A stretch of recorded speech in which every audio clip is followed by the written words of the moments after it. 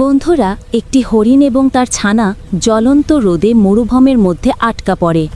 হরিণ এবং ছানার অবস্থা খুবই দুর্বল হয়ে গেছে। তখন হরিণের পেটে তৃষ্ণার কারণে হঠাৎ প্রচণ্ড ব্যথা শুরু হয় এবং হরিণ জোরে জোরে চিৎকার করতে থাকে। ছানা তার মায়ের কষ্ট দেখতেও পারছে না। ছানা মরুভূমিতে পানি খুঁজতে শুরু করে। এদিকে হরিণ চিৎকার করছে। হঠাৎ কাছাকাছি একটি ক্ষুধার্ত সিংহ চলে আসে এবং হরিণকে দেখে সরাসরি আক্রমণ করে। হরিণকে মার দিয়ে নিজের ক্ষুধা মিটায়। ছানা একটি ছনের ঘর দেখতে পায় এবং তৎক্ষণাৎ ঘরের কাছে গিয়ে সাহায্যের জন্য ডাকতে থাকে। ছানার ডাক শুনে একটি রঙিন ময়ূর ঘর থেকে বেরিয়ে আসে। ছানা সব কথা রঙিন ময়ূরকে বলে। রঙিন ময়ূর দ্রুত ছানাকে একটি মাটির পাত্রে পানি দেয়। ছানা তার মায়ের জন্য পানি নিয়ে ফিরে যায়, কিন্তু ছানা তার মাকে মৃত দেখেই জোরে জোরে কাঁদতে থাকে, কারণ এখন তার মা নেই।